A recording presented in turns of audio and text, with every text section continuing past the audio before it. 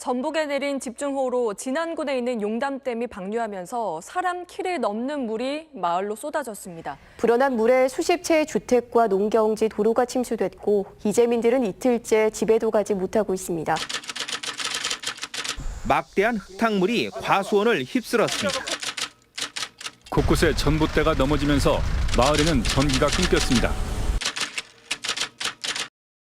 방류량만 적절하게 관리했다면 이런 수해는 안 일어났다는 겁니다.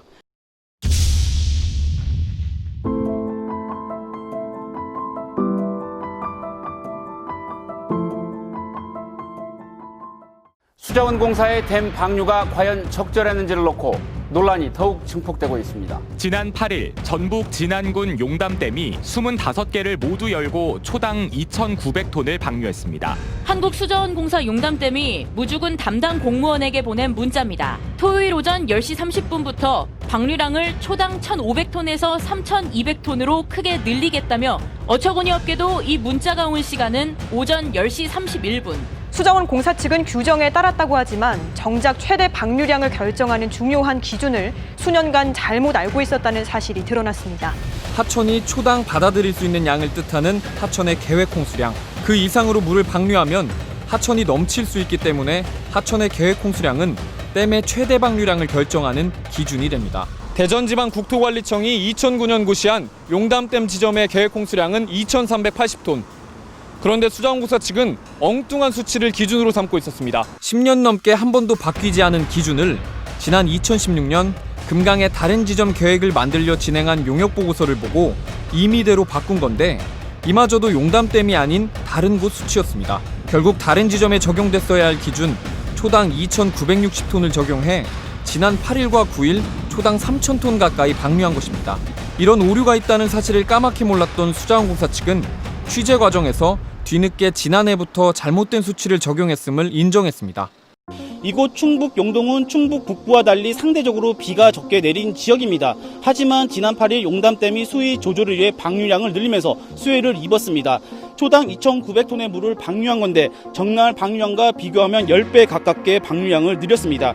이 때문에 충북 용동군을 비롯해 충북 옥천군과 충남 금산군 등 4개 지역이 수해를 입었습니다. 피해 주민들은 한결같이 용담댐이 제대로 방류량을 관리하지 못해 발생한 인재라고 주장하고 있습니다. 하지만 수자원공사 측은 예보를 뛰어넘는 많은 비가 내리면서 어쩔 수 없이 댐 방류량을 늘릴 수밖에 없었다고 밝히고 있습니다. 사정이 이렇자 용담댐 방류로 수해를 입은 피해 지역 4개 자치단체장들은 오후 2시에 수자원공사를 항의 방문할 예정입니다. 지각 방류 때문이다. 이번 폭우에 마을이 잠긴 곳이 많은 섬진강과 금강 일대 지역들은 수자원공사가 댐 관리에 실패했다고 항의합니다. 수자원공사를 항의 방문한 용동과 옥천, 금산, 무주 4개 지역 군수들은 미리 작성한 차트까지 내밀며 이번 수해는 인재라고 주장했습니다. 피해 주민들에 대한 보상과 항구적인 재발 방지 대책을 요구했습니다. 주민들이 피해를 입었다라는 전제하에 이건 재해가 아니고 인재라고 판단을 저희들 나름대로 했기 때문에 그래서 사장님을 찾아뵀는데 수자원공사는 사과와 유감을 표명하면서도 조사 중이며 결과를 보고 논의하자는 원론적인 말만 되풀이했습니다. 댐이 어떻게 운영되고 있는지, 원류가 되는지 아닌지, 댐이 넘치느냐는 거죠. 영동과 옥천군수, 충남 금산과 전북 무주군수, 그리고 4개 군위의 의장이 한자리에 모였습니다. 용담댐 방류 피해로 구성된 하류지역 4개군 범대책위원회 출범식입니다. 향후 최종적으로는 소송도 불사하겠다라는 그런 생각을 갖고 있습니다. 실질적인 피해 보상을 해달라. 두 번째는 앞으로 향후 대책 근거를 마련해달라. 이 두 가지가 허술한 수위 조절이 원인이라며 피해 보상과 대책 마련을 요구하고 나선 건데요. 수자원공사는 묵묵부답이었습니다. 대책을 즉각 마련하라! 영동과 옥천, 충남 금산과 전북 무주군 등 4개 지역 300여 명의 주민들이 모였습니다. 이들은 용담댐 방류로 인해 주택과 농경지가 침수되거나 심각한 피해를 입었는데 피해 보상과 재발 방지 등 실질적인 대책이 이뤄지지 않자 용담댐을 관리하는 한국수자원공사 금강본부에 방문한 겁니다. 어떻게 대처할 것인가 그거를 꼭 알고 싶어서 와서 우리 그거 받지 않은 한은 이 자리를 떠나지 않겠습니다. 이에 더해 복숭아와 사과, 인삼, 고추 등 폭우에 침수돼 썩어버린 지역 농작물을 가져와 수자원공사 현관에 뿌리며 집과 일터를 잃어버린 농민들을 도와달라며 하소연하기도 했습니다. 지금 한창 잘 나가는 나무, 주렁주렁 무지하게 잘 나간 나무, 내일 모레면 16일날 수확할 나무 전부 다 자빠졌어요. 그 많은 피해를 입어서 앞으로 살 길 막막한, 정말 살 이유조차도 잃은 우리 농민들한테 실질적인 보상을 해주고, 그리고 앞으로는 편히 잠잘 수 있도록. 어수선한 분위기 속에 시작된 면담에서도 주민들의 원성이 쏟아졌습니다.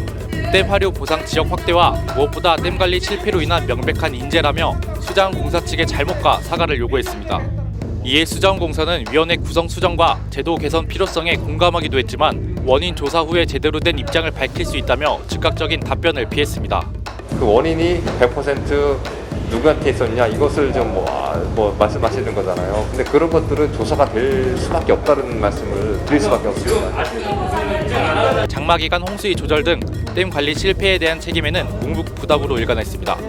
지시에 따르셨다는데 본부에서 댐 수위를 낮추도록 했습니까? 아니면 그대로 유지하도록 했습니까? 용담댐 방류로 수해를 입은 영동 옥천군과 충남 금산, 전북 무주군이 한국수자원공사의 수재의연금 제의를 거절했습니다. 한국수자원공사가 집중호우와 댐 방류로 피해를 본 자치단체에 4천만 원의 수재의연금을 제의했지만 4개군은 피해 보상과 재발 방지책 마련에 미온적이라며 거절했다고 밝혔습니다.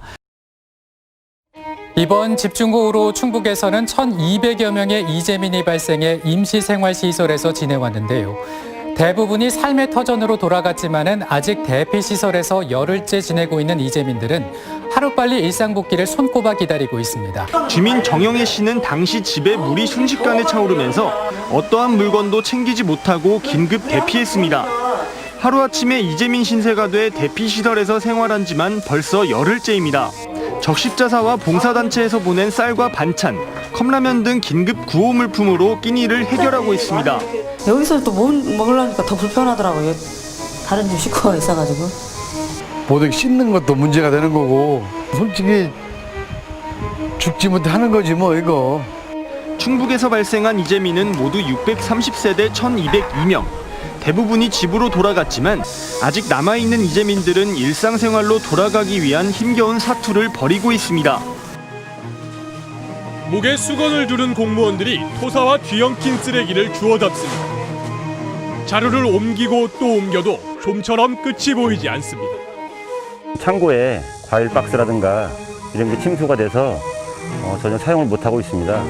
그래서 농가에 조금이나마 도움이 되고자 이렇게 인력 동원에 참여하게 됐습니다.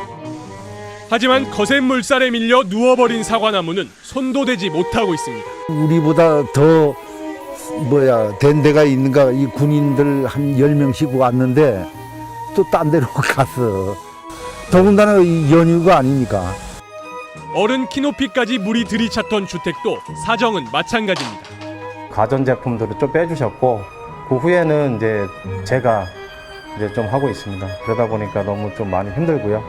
저희 부모님도 아버님도 연세가 많으신데 휴가철 황금 연휴에 코로나19 확산이라는 악재까지 겹쳐 자원봉사자 찾기가 어려워진 상황.